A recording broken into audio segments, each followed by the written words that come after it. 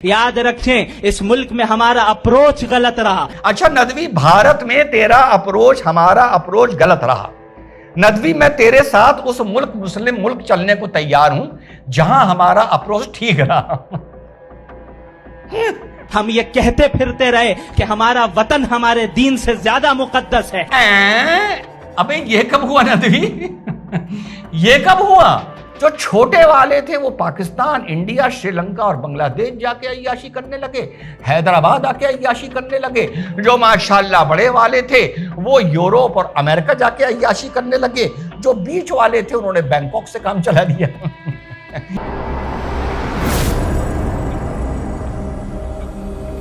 Hello, नमस्कार, सत श्री अकाल, अस्सलाम वालेकुम। कैसे हैं जनाब साहब? हाल में एक चर्चा बड़ी चर्चा में आई लल्लन टॉप की, जहां पे हमारी जावेद अख्तर साहब एक किरदार अदा कर रहे थे एक हदीस का, और मुफ्ती शमील नदवी जो लखनऊ का पढ़ा हुआ है ये किरदार अदा कर रहा था एक मौलाना का।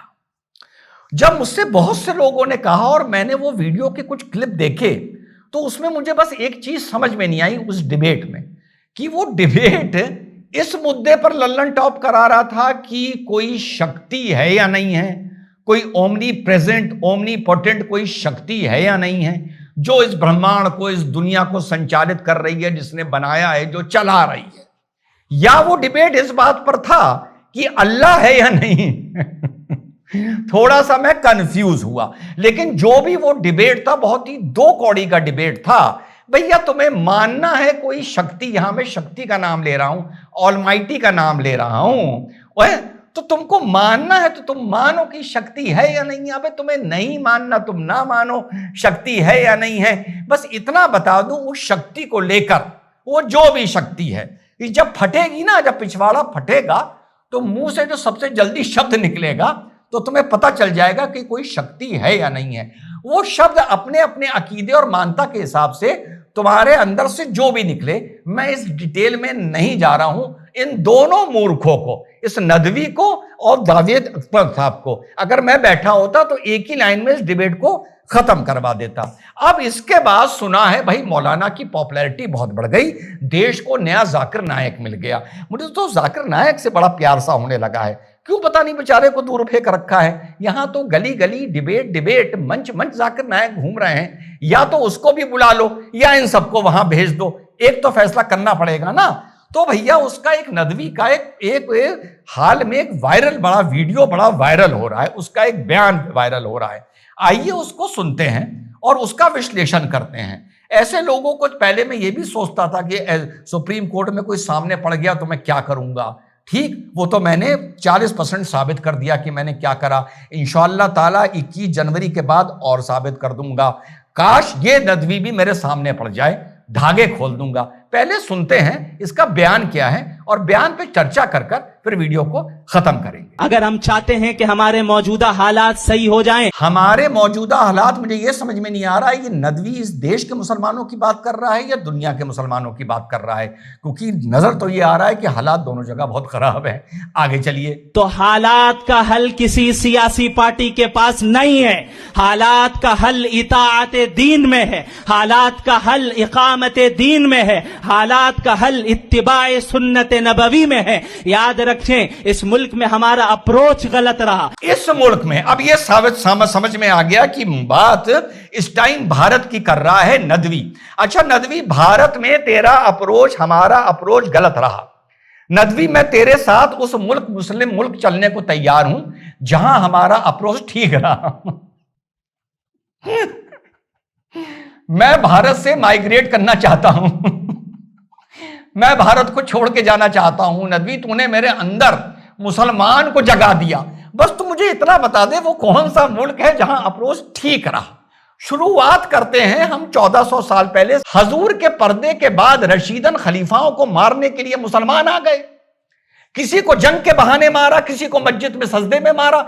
चाहे आज झूठ बोलते रहो कि वो ये थे, वो यहूदी थे, वो ये थे, मारने वाला भी कलमा पढ़ रहा था और सजदे में जाने वाला भी कलमा पढ़ रहा था। अप्रोच तो मेरी जान वहीं गलत हो गया था, तो तुम यहां पर आके सियासी पार्टियों को क्यों दोष दे रहा है। और उसके बाद जब हमारे नबी के नस्लों का लहू बहाया गया करबला में, वाह वाह वाह वाह वाह वाह वाह, तब वहां पर ये पॉलिटिकल पार्टीज नहीं थी दो कौड़ी के, वहां पर यहूदी भी नहीं थे, वहां पे हिंदुत्व की ताकतें भी नहीं थी, वहां ईसाइयों की ताकतें भी नहीं थी, वहां इस्लाम के खिलाफ ताकतें भी नहीं थी।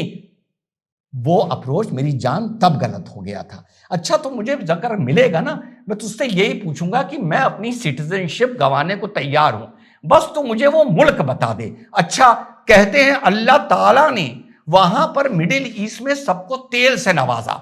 जब तेल निकल के आया माशाल्लाह, तो लगा कोई काले रंग की गंदी कीचड़ है। वो तो किसी बंदे खुदा में अकल थी, उसने कहा इसमें चिकनाहट है, ये आग पकड़ रहा है, ये गंदी कीचड़ नहीं है। बाटली में भरकर यूनाइटेड किंगडम और अमेरिका भागे थे, बोतल में भरकर, कि भैया देखो हमारे पास क्या निकला है। और जब वो आए, उन्होंने देखा, वहीं पर सौदे हुए, वहीं पर आगे का पूरा 100 साल का एग्रीमेंट लिख दिया गया, नोट बरसने शुरू हो गए और माशाल्लाह अय्याशी शुरू हो गई। जो छोटे वाले थे वो पाकिस्तान, इंडिया, श्रीलंका और बांग्लादेश जाके अय्याशी करने लगे, हैदराबाद आके अय्याशी करने लगे। जो माशाल्लाह बड़े वाले थे वो यूरोप और अमेरिका जाके अय्याशी करने लगे। जो बीच वाले थे उन्होंने बैंकॉक से काम चला लिया। सोने की सीटें बनवाई, सोने की प्लेटें बनवाई, सोने के चम्मच बनवाए। तो अप्रोच तो नदवी वहीं गलत हो गया था। हैं, काश उस पैसे का इस्तेमाल किया होता यूनिवर्सिटी डालने में, मेडिकल रिसर्च डालने में, R&D डालने में, कम से कम रिवर्स इंजीनियरिंग करने में, रिवर्स साइंस समझने में। लेकिन नहीं, मामला टनाटन, बस्टर्ड बर्ड खाई, टनाटन हुए और निकल गए यूरोप ऐश करने के लिए। तो अप्रोच तो मेरी जान वहां भी गलत हो गया था। अप्रोच तो अभी जब मैं वीडियो बना रहा हूं, सऊदी अरेबिया मुसलमानों का सबसे अमीर मुल्क यमन पर फिर से बमबारी शुरू कर रहा है, मुसलमानों का सबसे गरीब मुल्क। वहां सीरिया की मस्जिद में, अलावाइट मस्जिद में ब्लास्ट हो गया, उन्होंने विरोध किया तो सीरिया की आर्मी उन पर गोली चला रही है, कल 3 आदमी मार दिए। और ये जो बलूचिस्तान में हो रहा है, जो खैबर में हो रहा है, जो शियाओं के साथ हो रहा है, जो इनके साथ हो रहा है, तो मेरी जान अप्रोच सही है कहां?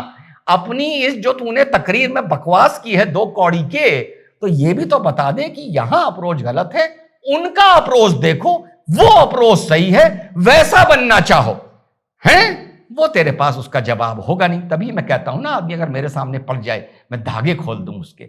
आगे सुनते हैं। हमने गलत अप्रोच इख्तियार किया, हम ये कहते फिरते रहे कि हमारा वतन हमारे दीन से ज्यादा मुकद्दस है। अबे ये कब हुआ नदवी? ये कब हुआ? मुसलमान कहते फिरते रहे कि हमारा वतन हमारे दीन से ज्यादा मुकद्दस है। तेरी उम्र तो मुझसे काफी कम लग रही है, 15 साल मान लेता हूं कम लग रही है। मैं 57 का हूं। जब मैंने वो दौर नहीं देखा, तो 2 कौड़ी के तूने वो इस देश में कब दौर देख लिया जहां मुसलमान कहता फिरता था कि हमारा वतन पहले और मजहब बाद में है? हैं, क्या बकवास कर रहा है भाई? क्या सुनता है क्या? आगे चलें।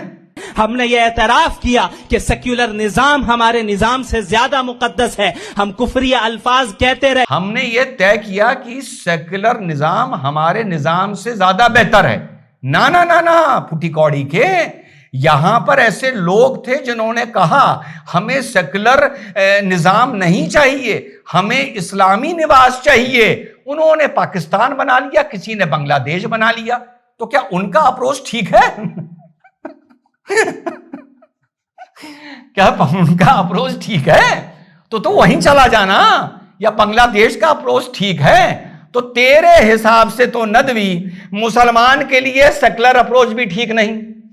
जहां तेल निकला वहां भी ठीक नहीं। तेल की अय्याशी के चक्कर में वहां कभी डेमोक्रेसी नहीं आ पाई, हमेशा वहां तानाशाही रह गई।